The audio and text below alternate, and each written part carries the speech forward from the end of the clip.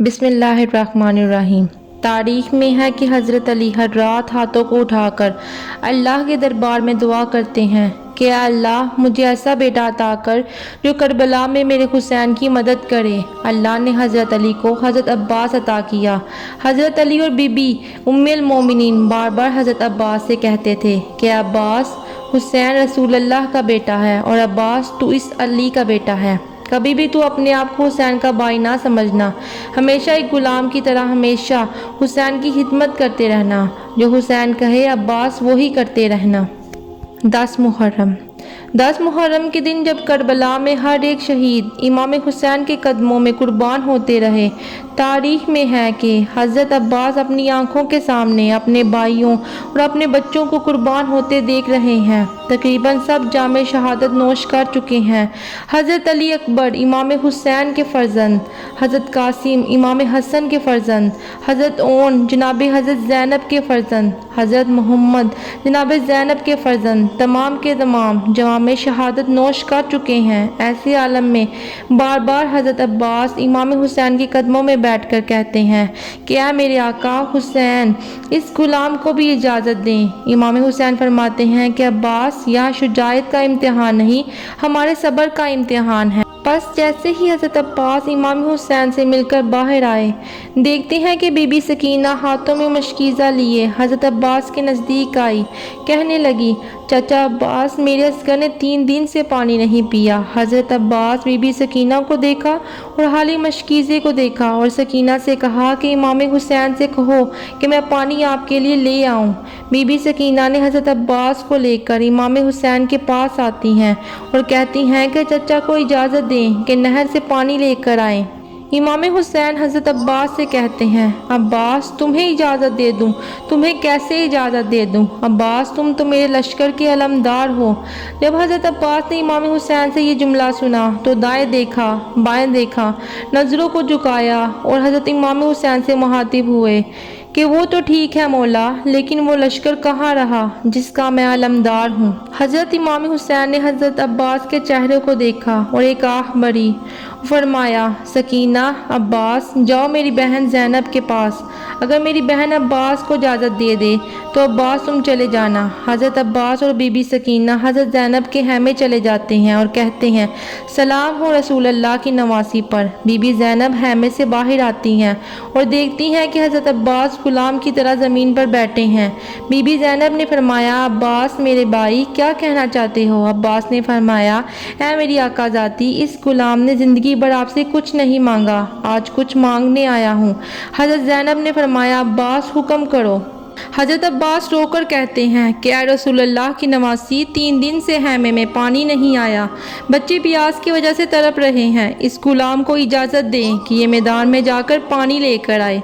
जैसे ही जनाब अब्बास ने ये फरमाया, बीबी ज़ैनब ज़ोरों की तार रोने लगीं। हज़रत अब्बास ने कहा, आप क्यों रोती हैं? बीबी ज़ैनब ने फरमाया, मेरे बाबा ने मुझसे वसीयत की थी कि ऐ ज़ैनब, कूफा और शाम की गलियों से तुझे बेपर्दा करके तुझे रस्सियों से बांधकर फिराया जाएगा। मैंने बाबा से कहा, बाबा जिसका अब्बास जैसा भाई हो वो बाज़ारों में कैसे आएगी? लेकिन अब्बास, आज मुझे समझ आ गई है कि मैं कैदी भी बनूंगी और लोग मुझे पत्थर भी मारेंगे। हज़रत अब्बास सब खवातीन की आस थी कि जब तक अब्बास ज़िंदा है हमें कोई आँच नहीं आ सकती। अब्बास प्यासों की आस है। अब्बास इमाम हुसैन की फ़ौज के अलमदार हैं। यानी कि अगर मैं यूँ कहूँ कि अभी दूर करबला है, अब्बास जो ज़िंदा है, अब्बास के होते हुए कुछ नहीं हो सकता। अभी दूर करबला है, अब्बास जो ज़िंदा है। महफूज काफ़िला है, अब्बास जो ज़िंदा है। अब्बास जैसा भाई सलारे काफ़िला है।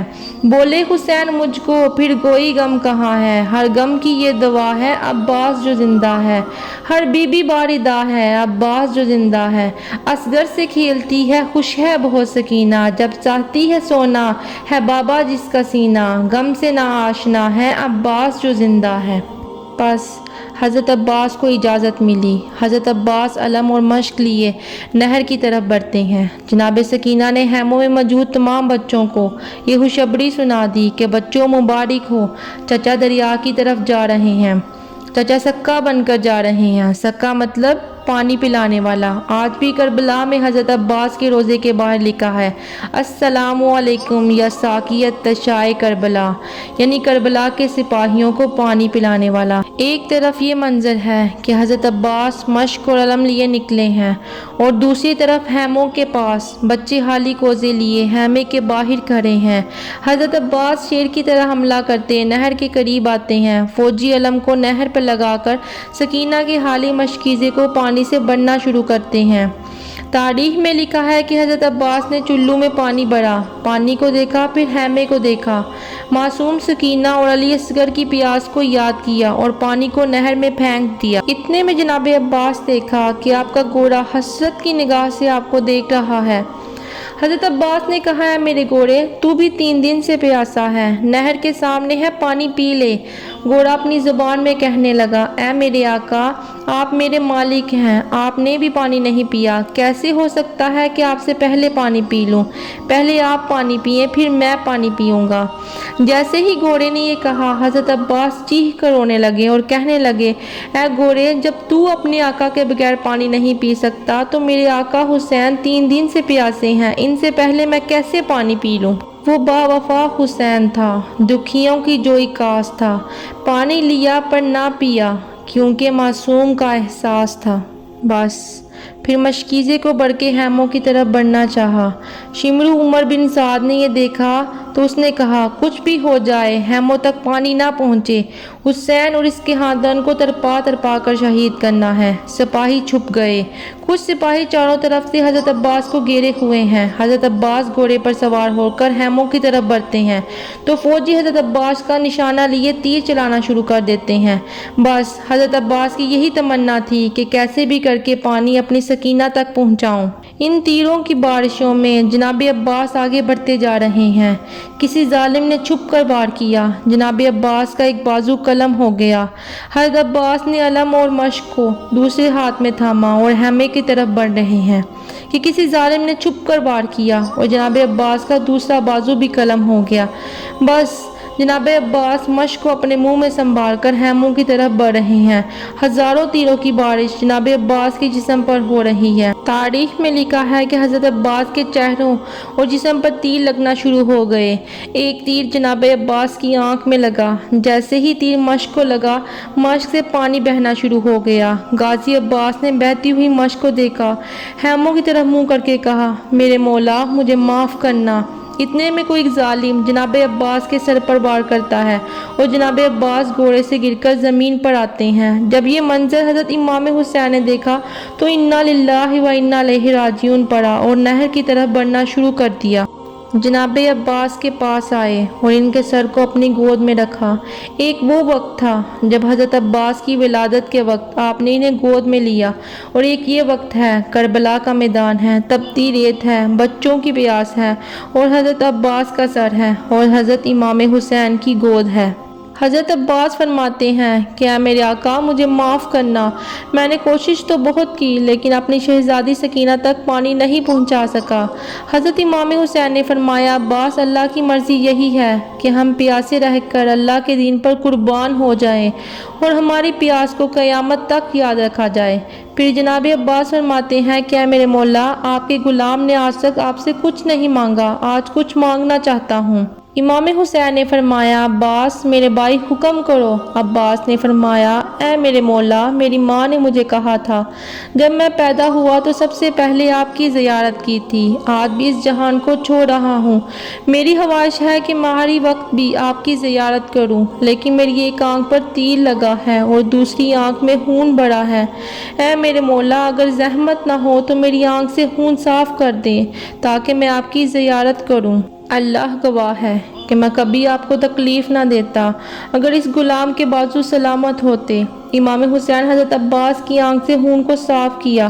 جناب عباس نے امام حسین کی زیارت کی اور امام حسین نے فرمایا ایک میری بھی خواہش ہے، پوری زندگی تم مجھے میرے آقا میرے مولا کہتے رہے، آج مجھے بھائی کہہ کر پکارو۔